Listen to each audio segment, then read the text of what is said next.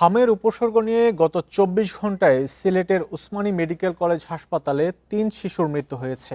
এ নিয়ে সিলেট বিভাগে হাম উপসর্গ নিয়ে মারা যাওয়া শিশুর সংখ্যা বেড়ে দাঁড়িয়েছে ২৩ জনে। এ নিয়ে বিস্তারিত জানবো, সিলেট থেকে যুক্ত হচ্ছেন সহকর্মী রানা মজুমদার। রানা, আজ তো ৩ জনের মৃত্যু হলো, ২৩ জন, এ নিয়ে সব মিলে মৃত্যুর সংখ্যা। তো সিলেটে যারা হাসপাতালে ভর্তি আছেন তারা পর্যাপ্ত চিকিৎসা পাচ্ছে কিনা? রানা, একটু জানাবেন, আজ তো হামের উপসর্গ নিয়ে ৩ জনের মৃত্যু হলো, তো হাসপাতালে যারা ভর্তি আছেন তারা পর্যাপ্ত চিকিৎসা পাচ্ছে কিনা? উপসর্গ নিয়ে আসে তাদেরকে এই হাসপাতালে চিকিৎসা দেওয়া হয় এবং এখানে এখন পর্যন্ত আসলে ৯২ জন শিশু, কিন্তু নানা বয়সী শিশু, তারা চিকিৎসা সেবা নিচ্ছে।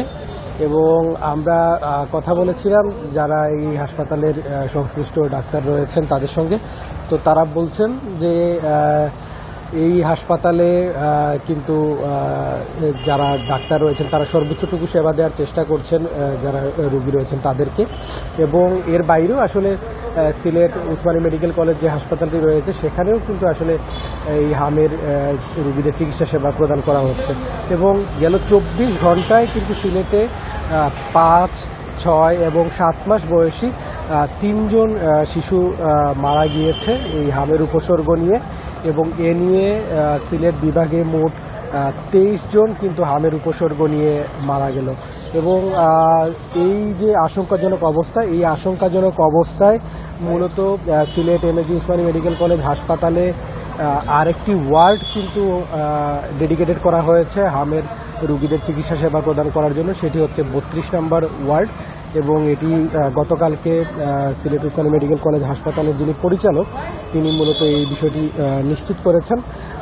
পাশাপাশি এই যেখানে আমরা অবস্থান করছি সিলেট শহীদ শামসুদ্দিন আহমেদ হাসপাতাল, সেখানেও কিন্তু আসলে পিআইসিইউতে শিশুদেরকে হামের যারা উপসর্গ নিয়ে আসছেন তাদেরকে চিকিৎসা সেবা দেয়া হচ্ছে।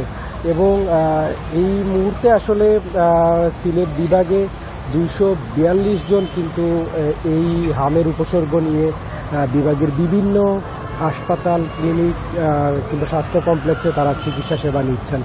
পাশাপাশি আমরা স্বাস্থ্য বিভাগের সাথে কথা বলেছিলাম। স্বাস্থ্য বিভাগ জানিয়েছে যে হামের যে টিকাদান, সেই টিকাদানের কার্যক্রমটিও কিন্তু আসলে চলমান রয়েছে। এবং তারা জানিয়েছেন যে তাদের যে লক্ষ্যমাত্রা রয়েছে সিলেট বিভাগে, সেই লক্ষ্যমাত্রা পূরণের ক্ষেত্রেও তারা অনেকটাই এগিয়ে গিয়েছেন। এবং এক্ষেত্রে তারা বলছেন যে শতাংশের হিসাবে ৯৬% কিন্তু তারা সেই লক্ষ্যমাত্রার পূরণ করতে পেরেছেন। হামের উপসর্গ নিয়ে ২৪ ঘন্টায় সিলেটে ৩ জনের মৃত্যু হয়েছে, সেই খবর জানাচ্ছিলেন সহকর্মী রানা মজুমদার।